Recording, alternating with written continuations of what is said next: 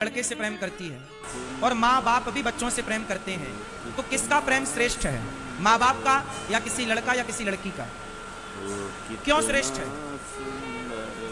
बोलो।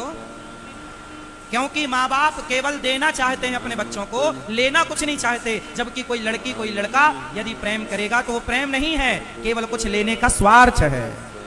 शारीरिक सुख ही सही पर उसमें स्वार्थ तो जुड़ा है। इसलिए आजकल जो लड़का लड़कियों वाला प्रेम है, ये प्रेम नहीं, ये तो केवल अपने विलासिता को छिपाने के लिए, हवस को छिपाने के लिए वो प्रेम का एक मुखौटा पहना देते हैं, वो प्रेम नाम देते हैं, जबकि है पूरा पूरा स्वार्थ। जबकि आपकी माँ से प्यार करती है, आपके कपड़े धोती है आपकी माँ, हाँ या ना? तुम नहीं गए घर जब तक जागती रहती है, बेटा नहीं आया, कहाँ हो? कई फोन लगा देती है, कहाँ हो? बताओ से तुमसे क्या चाहिए? क्या चाहिए? चाहिए क्या? मरेगी तो कान के झुमके भी उतार के तुम्हें दे जाएगी, मरेगी तो पांव के चांदी जो पायल पहनी होगी वो भी उतार के तुम्हें दे जाएगी। अपना घर, अपनी जमीन, अपनी जायदाद तुम्हारे नाम कर जाएगी और तुम्हारा बाप सब कर जाएगा तुम्हारे नाम। बाप कमाता है, प्रॉपर्टी बनाता है, घर बनाता है, बनाकर ले नहीं जाता, अपनी औलाद को दे जाता है। बाप का प्यार तुम्हें देने के लिए है, माँ का प्यार तुम्हें कुछ देने के लिए है। लेकिन कोई लड़का तुमसे कहे हम तुमसे प्यार करते हैं, तो मेरी बहनों, तुम्हारा बाप ओवर टाइम काम करता है, एक्स्ट्रा काम करता है, ये सोचकर कि मेरी बेटी अब सयानी हो रही है, उसका विवाह करना है। तुम्हारे विवाह में लाखों रुपए वो जुटाता है, तुम्हारी खुशी के लिए वो बहुत कुछ तुम्हें देता है, दहेज में, दान में। उसकी औकात से ज्यादा देता है वो, उसकी हैसियत से ज्यादा देता है वो, क्योंकि वो तुमसे प्यार करता है। लेकिन लड़कियां, कुछ लड़कियां अपने उस बूढ़े बाप के प्यार को ना समझते हुए, कोई लड़का आई लव यू बोला, उसके प्यार में पड़कर उसको लेकर भाग जाती हैं, उससे शादी कर लेती हैं। आपने तो अपना घर बसा लिया, शादी कर लिया, अब जिस गली से तुम्हारे माँ बाप गुजरेंगे लोग ताने मारेंगे तुम्हारे माँ बाप को, अरे इसकी बेटी भाग गई। ये भी ऐसे ही होंगे, इसलिए तो इनकी बेटी भी ऐसी ही है। जब आपका सम्मान बढ़ा ना सकी तो उनके सम्मान को तुमने कम तो ना करो, कम से कम उनके सम्मान को ठेस तो ना पहुंचाओ कम से कम। ये जो प्यार है ना, स्कूली वाला, कॉलेज वाला, मेरी बहनों, ये प्यार नहीं है, केवल हवस है, प्रेम। चलो मैं आपको प्रेम की परिभाषा पूछ रहा हूँ, पूछ लो आप, किसी कॉलेज में जाना और किसी लड़की से पूछना, बताओ प्रेम की परिभाषा क्या? तुम प्रेम करती हो ना किसी लड़के से, तो बताओ प्रेम की परिभाषा क्या है? तुम किसी लड़के से प्यार करती हो, लड़की से प्यार करते हो, लड़के से पूछो तुम बताओ प्रेम की परिभाषा। स्कूल कॉलेज के लड़के ये बता ना पाएंगे कि प्रेम की परिभाषा क्या है, पर प्रेम करते बहुत हैं। इनका प्रेम केवल शरीर की हवस तक है, इससे ज्यादा कुछ नहीं। प्रेम क्या है? आओ मैं प्रेम की परिभाषा आपको समझाता हूँ। प्रेम, प्रेम जब अनंत हो गया तब राम राम संत हो गया। प्रेम तो आपको निष्काम बनाता है, प्रेम आपको निस्वार्थ करता है।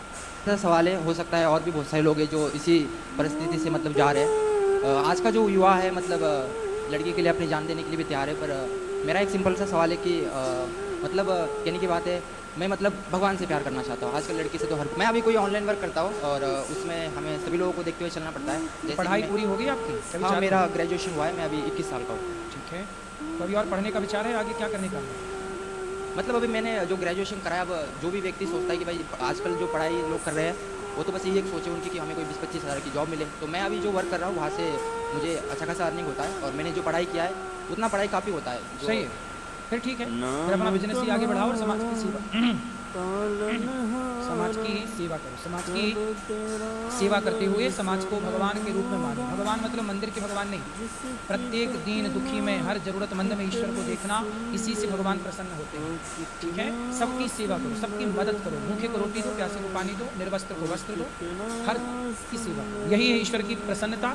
और सुनो, जब हम किसी को प्रसन्न करते हैं ना तो ही हमें प्रसन्नता मिलती है। हम किसी का दिल दुखाएंगे तो हम कदापि प्रसन्न नहीं हो पाएंगे।